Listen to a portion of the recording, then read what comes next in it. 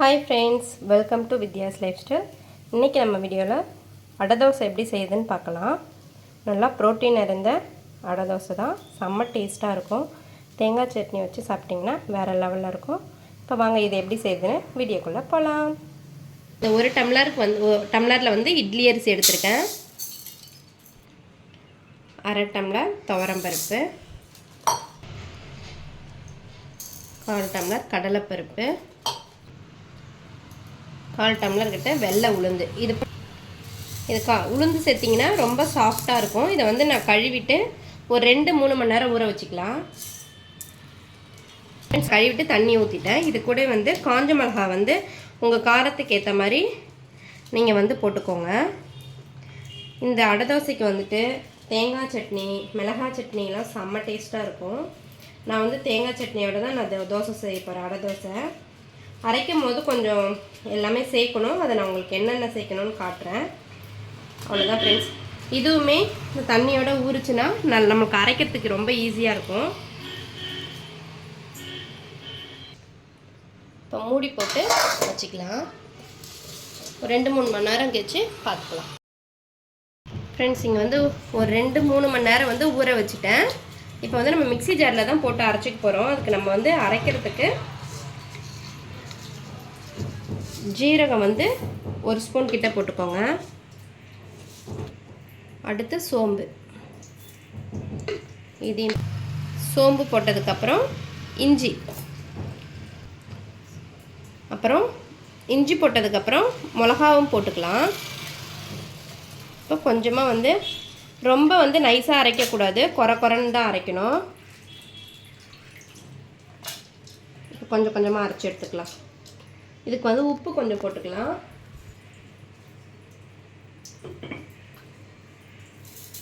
வேணும்னா பார்த்துட்டு சேர்த்துக்கலாம். இப்போ நான் அரைச்சிட்டு உங்களுக்கு காமிக்கிறேன். இந்த மாதிரி அரைச்சிக்கணும். கொஞ்சம் குறைன்னு தான் அரைக்கணும். ஃப்ரெண்ட்ஸ், இங்கே பாருங்கள், அரைச்சாச்சு. இந்த அளவுக்கு வந்து தண்ணி ஊற்றி கலந்துக்கோங்க. இது கூட மஞ்சத்தூள் கொஞ்சமாக சேர்த்துக்கலாம். அப்போ வந்து கொஞ்சம் எல்லோவாக நமக்கு கிடைக்கும். சூப்பராக இருக்கும், பார்க்குறதுக்கும் டேஸ்ட்டும் நல்லாயிருக்கும். அதுக்கப்புறம் வந்துட்டு பெருங்காயத்தூள். நம்ம பருப்பெல்லாம் சேர்த்துருக்கோம் இல்லையா, நம்மளுக்கு கேஸ் டபுள் ப்ராப்ளம் இருக்காமல் இருக்கும்.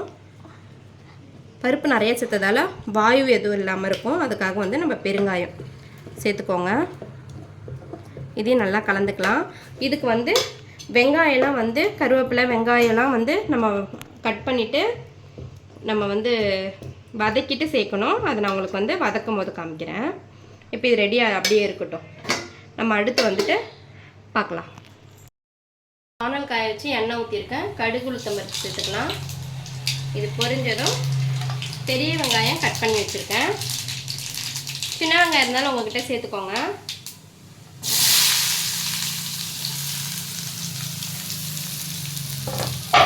இது கூடவே கருவேப்பிலை, இது நல்லா வதக்கிக்கலாம்.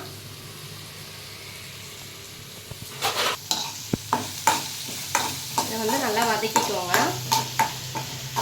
நம்ம வந்து இது அடையில் வந்து அந்த மாவோட கலந்து சுடும்போது ரொம்ப சூப்பராக இருக்கும். இந்த வெங்காயம் அப்பப்போ வாயில் படும்போது ரொம்ப டேஸ்ட்டாக இருக்கும்.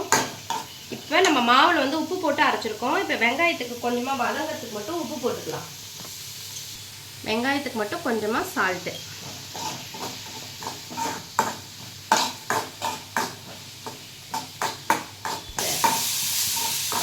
இப்போ வந்து இங்கே வெங்காயம் வதங்கிடுச்சு. இந்த அளவுக்கு வதங்கினா போதும், ஆஃப் பண்ணிக்கலாம். ரொம்ப கோல்டன் ப்ரௌனாலாம் வர தேவையில்லை. இந்த அளவுக்கு வதங்கினா போதும். தேங்காய் சட்னிக்கு தேங்காய் வந்து கட் பண்ணி போட்டிருக்கேன்.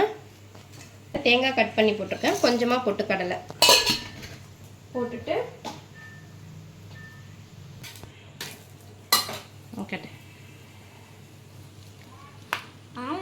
பச்சை மிளகா போட்டுக்கலாம். ஒரு துண்டு இஞ்சி போட்டுக்கலாம். தேவையான அளவு உப்பு. இப்போ வந்து நம்ம அரைச்சி எடுத்துக்கலாம்.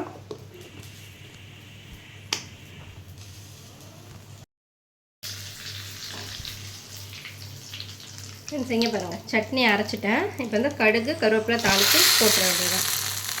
சட்னி ரெடி ஆயிடுச்சு.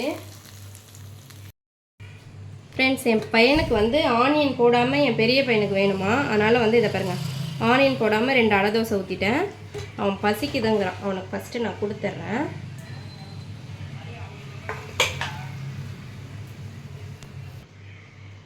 வந்து 2 தோசை வந்து ப்ளெயினாக வெங்காயம் போடாமல் ஊற்றிட்டேன்.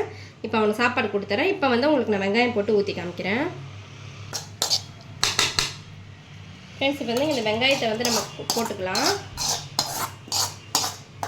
ஒருத்தனுக்கு வெங்காயம் போடாமல் வேணுமா, ஒருத்தனுக்கு வெங்காயம் போட்டு வேணுமா, என்னென்னலாம் கேட்குறானுங்க பாருங்க. எப்படியோ சாப்பிட்டா சரி. அவ்வளோதான் ஃப்ரெண்ட்ஸ், வந்துருச்சா? இதை கலந்துக்குவோம்.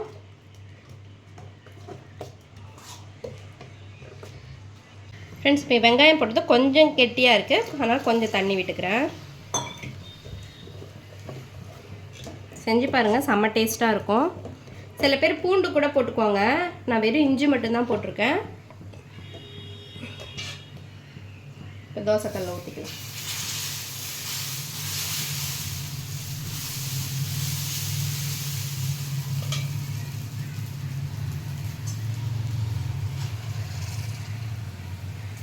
இந்த எண்ணெய் தெளிச்சுக்கோங்க. நல்லா சூப்பராக இருக்கும். நார்மலாக வச்சுக்கோங்க, அப்போ தான் மெதுவாக வேகும். ஃப்ரெண்ட்ஸ், இப்போ திருப்பி போட்டாச்சு. நல்லா அழுத்தி விடுங்க, அப்போ தான் அந்த வெங்காயம்லாம் வந்து நல்லா அந்த மாவோடு நல்லா ஒட்டும், சீக்கிரமாகவும் வேகும். ஃப்ரெண்ட்ஸ், இப்போ எடுத்துக்கலாம். இந்த பாருங்கள், சூப்பராக இருக்கா? போட்டுக்கலாம். இன்னொரு தோசை ஊற்றிக்கலாம். இதேமாரியே ட்ரை பண்ணி பாருங்கள் ஃப்ரெண்ட்ஸ், ரொம்ப சூப்பராக இருக்கும். வீடியோவை வந்து கடைசி வரைக்கும் பாருங்கள்.